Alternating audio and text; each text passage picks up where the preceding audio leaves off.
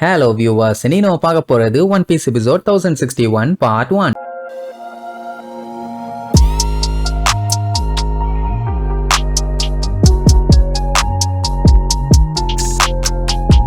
Open பண்ணா Germa army இருக்காங்கல்ல, அவங்கள பத்தி தான் அப்படியே ஒரு கிளான்ஸ் மாதிரி காட்டுவாங்க. அவனுங்க எல்லாம் எந்த மாதிரி ஆளுங்க, கருணியே இல்லாத காட்டேரி பயலுங்க. அவனுங்களுக்கு என்ன ஆர்டர் மேல இடத்துல இருந்து வருதோ அதை கண்ணை மூடிட்டு செய்வானுங்க. உதாரணத்துக்கு தானா தற்கொலை ஆயிக்கன்னா பண்ணிக்குவானுங்க. இவனுங்க உருவாக்கப்பட்டதே வாருன்னு ஒண்ணு நடந்துச்சுன்னா அந்த வார்ல இவனுங்க இறங்கிட்டானுங்கன்னா அவனுங்க தான் ஜெயிக்கணும். அதுக்காண்டியே பார்த்து பார்த்து தயாரிக்கப்பட்ட பன்னாட பயலுக்கு தான் இவனுங்க. மனுஷங்களெல்லாம் மதிக்கவே மாட்டானுங்க, குழந்தைங்கன்னு கூட பார்க்க மாட்டானுங்க. யாரு கிடைச்சாலும் சரி சொட்டு தள்ளு போட்டு தள்ளு பொலந்து இப்படி சோல்ஜர்ஸே இந்த அளவுக்கு பவர்ஃபுல்லா இருக்கானுங்கன்னா அந்த வின்ஸ்மோக்கோட பசங்க எப்படி இருக்கணும்? இவனு எல்லாத்தையும் மேட்ச் பண்ற அளவுக்கு கர்ண கொடூரமா இருக்கணும்ல. அவனுங்க எல்லாம் இறங்கிட்டானுங்கன்னா போதும் அந்த ஊரே சுடுகாடாயிரும். மனித நேயம் இல்லாத இவனுங்க எல்லாம் ஒரு மனுஷ பிறவிகளா? அதனாலதான் சஞ்சிக்கு அவனுங்களை சுத்தமா பிடிக்கல. அது அவனுங்க தப்பு இல்ல, அவங்க அப்பன் பண்ணி வச்ச வேலை. பட் இருந்தாலும் நம்ம பையன் அந்த மாதிரி ஆயிடக்கூடாதுன்னு மட்டும் தெளிவா இருக்கான். அதனாலதான் அந்த சூட்டோட டின்ன கூட கீழே போட்டு உடச்சிட்டான். குயினுக்கு செம கடுப்பாயிருச்சு. ஆமா, அவன் அந்த சூட்டை போடுன்னு சொல்லி அவனுக்கு ஒரு சான்ஸ் கொடுத்தான். ஆனா அதை அவன் யூஸ் பண்ணிக்கலையாமா. அதனால உன்னை சும்மா விட மாட்டேன்டா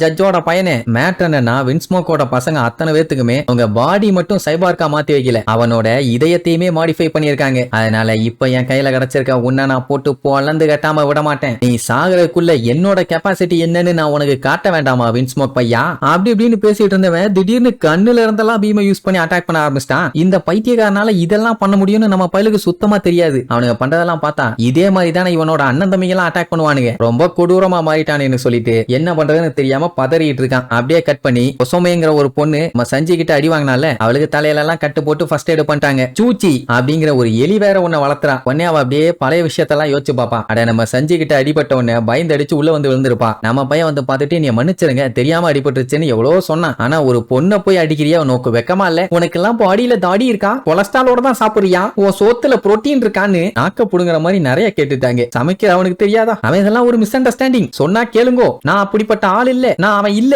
அப்படின்னு எவ்வளவோ சொல்லிட்டான். இல்ல நீ அந்த லேண்ட் ஆஃப் ஆனோவை சேர்ந்த ஆர்மியை சேர்ந்தவன் தான், ரொம்ப மோசமானவன். நம்ம சஞ்சியை பேச விடாம அவங்களே வாய்க்கு வந்ததெல்லாம் பயங்கரமா கதை கட்டுவாங்க. ஒரு 2 நிமிஷம் பேச விட்டுருந்தா காலைல விழுந்து மன்னிப்பு கேட்டு அவங்களுக்கு எல்லா ஹெல்ப்பையும் பண்ணியிருப்பான். அதை விட்டுட்டு ஆளாளுக்கு வாய் இருக்குன்னு அவங்க இஷ்டத்துக்கு பேசிட்டே இருக்காங்க. இவங்க எப்படிதான் பேசுவாங்க, இறங்கி ஹெல்ப் பண்ணா சரியா போயிரும் உள்ள போவான். கையில இருக்கிறதெல்லாம் தூக்கி மண்டையில வீசி அடிச்சு உடைச்சு கடைசியில வெளியே தள்ளி விட்டு கதவையே சாத்திட்டாங்க. நம்ம பையலே ஆல்ரெடி குழப்பத்துல வந்துகிட்டு இருந்தான். இப்ப என்னன்னா அவன் வாழ்க்கையில எந்த சம்பவத்தை பண்ணக்கூடாதுன்னு நினைச்சானோ அதையே பண்ணிட்டான். அவனை கொல்ற அளவுக்கு அடிச்சவளையே அவன் திருப்பி அடிச்சது இல்ல, இப்போ தெரியாத ஒருத்தி மேல கைய வச்சு அவனோட பேரையே நாசம் பண்ணிட்டான். இதை எப்படி அவன் சொல்லி புரிய வைக்கிறது? ரொம்ப ஃபீல் பண்ணான்னு வைங்க. நல்லவேளை அந்த பொண்ணுக்கு இப்ப ப்ளீடிங் ஆகிறதெல்லாம் ஸ்டாப் ஆயிருச்சு, நார்மல் ஆயிட்டான். அப்ப வெளியில அவனுக்கு போடுற சண்டையில உள்ளுக்குள்ள கண்ட மேனிக்கு அதிர்ந்து எல்லா இடமும் உடஞ்சு விழுமா. இதுக்கப்புறம் நம்ம இங்க இருந்தோம்னா நமக்கு தான் டேஞ்சர். பேசாம இங்க இருந்து எஸ்கேப் ஆகி வேற ஏதாச்சும் சேஃப்டியான இடத்துக்கு போயிடலாம்னு முடிவு பண்ணிட்டாங்க. அப்படி இவங்க எல்லாம் கிளம்பும் போது அந்த சூச்சிங்கிற எலிய காணும். அட எலிதான சளி, வா போவோம், நமக்கு நம்ம உயிர் முக்கியம்னா இல்ல இல்ல அதை விட்டுட்டு நான் வரமாட்டேன்பா. யாரு? சஞ்சி அடிச்சானே அந்த பொண்ணு தான். சோ ஒசமேங்கிற அந்த பொண்ணு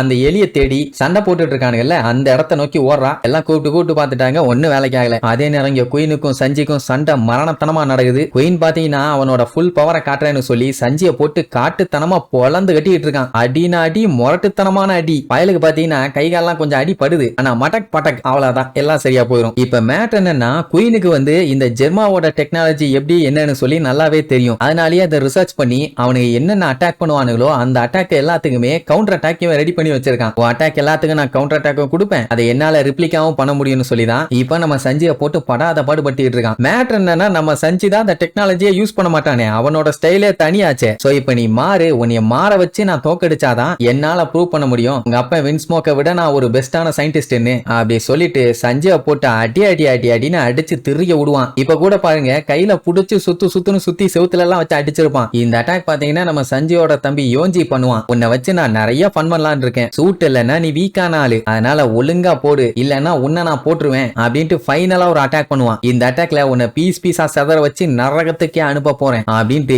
எவ்வளவு வேகமா இழுக்க முடியுமோ இழுத்து தரைய வச்சு அடிக்க வருவான். அப்படின்ட்டு அவன் அடிக்க வரும்போது கையை உடச்சுக்கிட்டு வெளியில வருவான். அவனுக்கு கடுப்பாயிருச்சு, கையை உடச்சிட்டான்னா இப்ப சஞ்சி மிரட்டுவான், நான் உங்ககிட்ட படிச்சு சொல்லிட்டேன், அந்த காவாலி பள்ளிகளுக்கும் எனக்கும் எந்த சம்பந்தமும் பணமும் இல்ல, நான் உனக்கு ஃபேமிலியும் இல்லன்னு. ஆனா திருப்பி திருப்பி நீ அந்த பேரை சொல்லிட்டே இருக்க, அது உனக்கு தான் நல்லது இல்லம்பா. என்னடா ஓவரா பேசிட்டு இருக்க, சூட்டை போட்டு வாடா, நான் அப்புறம் உன்னை கவனிச்சுக்கிறேன்பானா. தம்புடு சூட்டு இருக்கோ இல்லையோ, உன்னை நாக் அவுட் பண்ண போறது நான் தாண்டான்னு சொல்லி மின்னல் வேகத்துல வந்து வயித்துல ஒரே மிதி, அதுக்கப்புறம் ஸ்ட்ரைக்குன்னு இன்னொரு மிதி, கொக்கா மக்கா ரோலர் உருட்டி விட்ட மாதிரி அப்படியே உருண்டு போவான். இருந்தாலும் ஒன்னால திரும்பி எந்திரிச்சு வந்துருவான். கண்ணா ஆல்ரெடி உன்னை நான் அடிச்சு பறக்க விட்டுருக்கேன், மறந்துட்டியானவன அப்படியே யோசிச்சு பார்ப்பான். பிளைங்ல வந்து வயிற்றுலயே மீச்சு பறக்க விட்டு செவுத்துல போய் பிக்ஸ் ஆயிட்டானே, அந்த அட்டாக் தான் சொல்றான். இதுக்கு முன்னாடி பண்ண அட்டாக் வந்து ஒர்க் அவுட் ஆச்சு. இப்போ ரொம்ப நேரமா சண்டை போட்டு டெஃபினட்டா அவன் வீக்கா மாறி இருப்பான். அதனால உன்னை ஈஸியா ஜெயிச்சிருவேன்னு வேற சொல்லுவானா. பெர்ஃபார்மன்ஸ் ஃப்ளோர்ல பண்ணதெல்லாம் நீ பெருசா பேசிட்டு இருக்கியா, அதெல்லாம் எனக்கு மேட்டரே கிடையாது. நீ தாண்டா என்னைய வெயிட் பண்ண சொல்லிட்டு அங்கிட்டும் இங்கிட்டும் ஓடிட்டு இருந்த, மறந்துட்டியான்னு அவன் ஒரு சைடு கிண்டல் பண்ணுவான். அவன் நீ என்னைய என்ன வேணாலும் சொல்லி கிண்டல் பண்ணிக்க, ஆனா என் விதியை ஆல்ரெடி முடிவு பண்ணியாச்சு. நீ இதுக்கு முன்னாடி பார்த்தவன் நான் கிடையாது, அவசரப்பட்டு முடிவு பண்ணாத பொழந்து கட்டிடுவேன்பா. இதுக்கு முன்னாடினா